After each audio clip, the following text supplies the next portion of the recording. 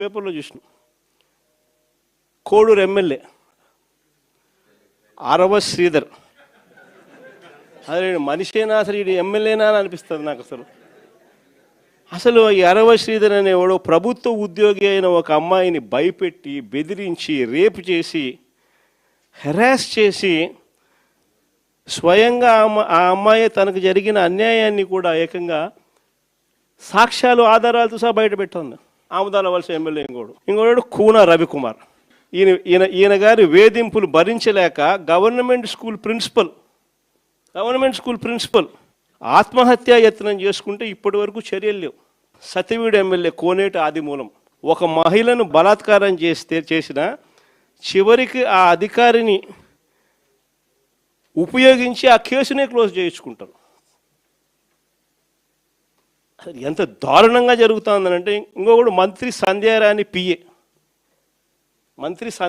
PA ఇంకొకడు తనను లైంగికంగా వేధిస్తున్నాడని మరొక ప్రభుత్వ ఉద్యోగి అయిన మహిళ ఫిర్యాదు చేస్తే అతన్ని వదిలేసి ఫిర్యాదు చేసిన ఆయమను జైల్లో పెడతారు.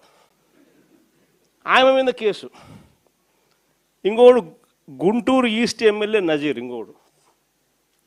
ఈ మనిషి అశ్లీల వీడియోలు కూడా ఆయనతో మాట్లాడుతున్నాడు, ఈడు అశ్లీల వీడియోలు చూస్తూ ఉన్నాడు, ఈడు అశ్లీలంగా చేస్తూ. అసలు వీళ్ళు ఎవడు అసలు ఏ ప్రపంచంలో ఉండవు. ఇంకోడు మంత్రి వాసంశెట్టి సుభాష్ ఇంకొకడు. ఏకంగా అశ్లీల డ్యాన్సులు చేస్తూ ఏకంగా చిందులేస్తానంటారు. అశ్లీల డ్యాన్సులు చేస్తూ ఏకంగా స్టేజ్ ఎక్కి చిందులేస్తాడు మంత్రి.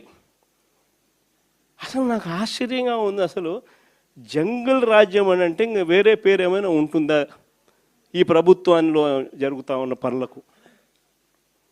అసలు ఈ స్టేజ్లోకి ఒక ప్రభుత్వం పోవడం ఏంది?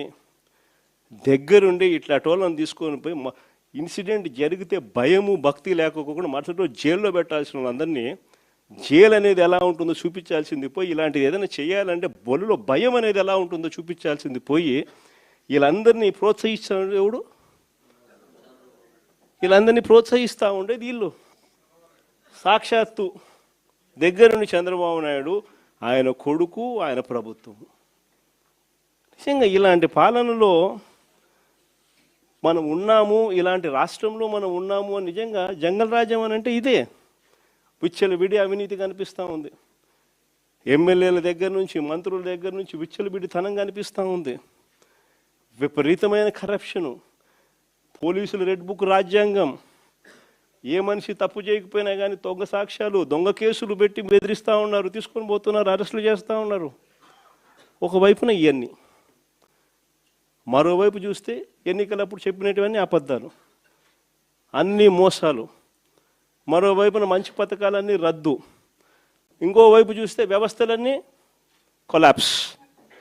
ఈ మాదిరిగా సాగుతూ ఉంది చంద్రబాబు నాయుడు పాలన. ఇలాంటి దుర్మార్గమైన పాలన మధ్య